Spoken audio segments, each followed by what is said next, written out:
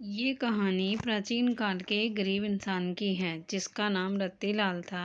वह अपनी पत्नी के साथ छोटे से घर में रहता था। रत्तीलाल दैनिक भिक्षा मांगने जाया करता और जो कुछ भी मिलता उससे अपना और अपनी पत्नी का जीवन यापन किया करता।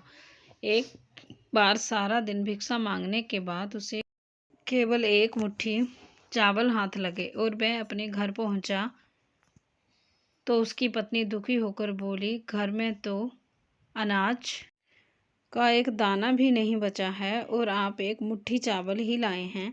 भला इसमें कैसे हम अपना पेट भर सकते हैं। और वह थक हार के घर में ही बैठा था कि द्वार पर एक भिक्षु आ जाता है और वह कुछ खाने के लिए मांगता है। रत्तीलाल धर्म संकट में फंस जाता है। अब वह एक मुट्ठी चावल अपनी पत्नी को दे या सामने खड़े भिक्षु को, लेकिन वह द्वार पर आए किसी व्यक्ति को बिना कुछ दिए जाने नहीं दे सकता, इसलिए उसने वह चावल भिक्षु की टोकरी में डाल दिया। रत्तीलाल की पत्नी अंदर काम कर रही थी और जैसे ही वह बाहर आई तो रत्तीलाल ने भिक्षु को चावल देने की वाली बात बता दी। और इस बात को सुनते ही रत्तीलाल की पत्नी गुस्से में आ गई। तभी रत्तीलाल ने बताया, चावल के बदले भिक्षु उसे एक पतीला दे गए हैं और उन्होंने कहा कि अब से खाना इसी में बनाना। रत्तीलाल की पत्नी गुस्से से कहती है, क्या इसमें पानी उबाल कर दूं, क्योंकि अनाज तो है ही नहीं।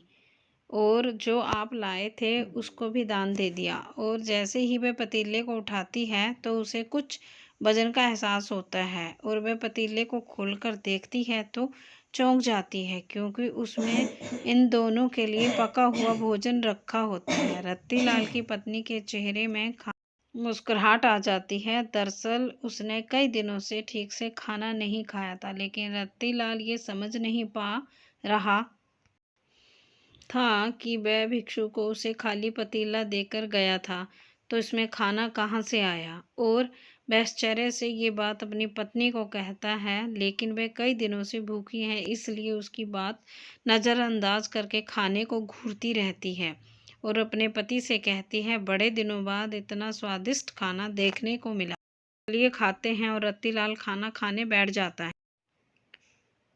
है, लेकिन अभी भी उसका ध्यान उसी बात पर टिका होता है, क्या ये बर्तन जादुई पतीला है।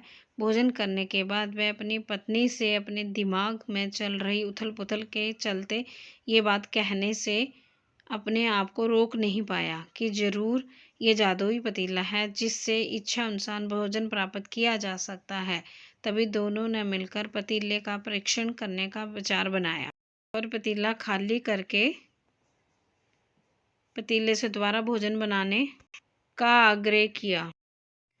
और कुछ क्षण में ही उनकी इच्छा अनुसार भोजन बनकर तैयार हो गया। ये देखते ही दोनों खुश हो जाते हैं, क्योंकि अब उनकी भूख हमेशा के लिए शांत हो जाएगी और उन्हें खाने के लिए किसी और के सामने हाथ नहीं फैलाने पड़ेंगे।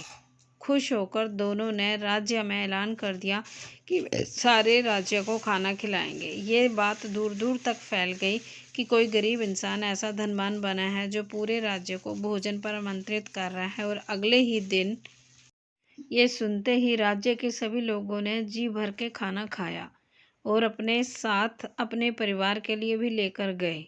लेकिन खाना खत्म नहीं हुआ। ये देखकर कुछ लोगों के मन में शंका उत्पन्न होने लगी है और उन्होंने राजा से जाकर शिकायत कर दी कि महाराज, जरूर उसने कहीं से चोरी की है, कि अन्यथा उसके पास इतना धन कहाँ से आएगा कि वह पूरे राज्य को भोजन करवा सके। और राजा भी सच जानना चाहता था।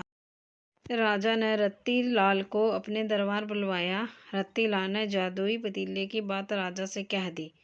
राजा के मन में पतीले को की बात सुनते ही लालच आ गया और उसने रत्तीलाल से वह पतीला प्राप्त कर लिया। लेकिन राजा के हाथ में पतीला आते ही बेअसर हो गया। राजा को लगा कि जादुई पतीले की बात झूठ है और उसने रत्तीलाल को गिरफ्तार कर लिया और उस पर चोरी का आरोप लगा दिया गया। रत्तीलाल सबके सामने चिल्लाता रहा, मैंने चोरी नहीं की। लेकिन उसकी बात पर किसी को यकीन नहीं था। राजा ने आदेश दिया कि रत्तीलाल का पतीला नदी में विसर्जित कर दिया जाए और रत्तीलाल जब तक अपनी चोरी की गलती स्वीकार न कर ले तब तक कारागार में ही रखा जाए। और जैसे ही पतीले को पानी में विसर्जित किया जाता है, राजा के महल में चारों तरफ पानी बहने लगता है और देखते ही देखते राजा का महल पानी की बाढ़ में डूबने लगता है। राजा अचानक अपने महल की ऐसी स्थिति से घबरा जाता है। उसे समझ में नहीं आता कि ये कैसे हो रहा है। तभी वह अपने राज्य के ज्योतिष आचार्यों से चर्चा करता है और आचार्य उसे बताते हैं कि तुमने एक निर्दोष व्यक्ति को कारागार में डालकर अपराध किया है, इसलिए आपके महल की ये स्थिति हो गई है। और यदि आपने उसे कारागार से वापस ना निकाला तो उस राज्य का सर्वनाश हो जाएगा। उसे आभास होता है उससे अधार्मिक कार्य हुआ है और वह भागते हुए रत्तीलाल के पास जाता है और हाथ जोड़कर कहता है, मुझे क्षमा कर दीजिए, मुझसे बहुत ही बड़ी भूल हो गई है। मेरे महल को बचा लीजिए। नादानी में मैंने आपका जादुई पतीला नदी में विसर्जित कर दिया है, लेकिन मैं वचन देता हूँ कि जीवन में कभी भी आपको किसी चीज़ की कमी नहीं होने दूंगा। और जैसे ही राजा ने रत्तीलाल को कारागार से बाहर निकाला, महल में जल का स्तर कम होने लगा। राजा ने रत्तीलाल को बहुत सी दौलत भेंट की और उसे अपने शाही रथ से उसके घर भिजवाया और एक जादुई कहानी का अंत हो गया।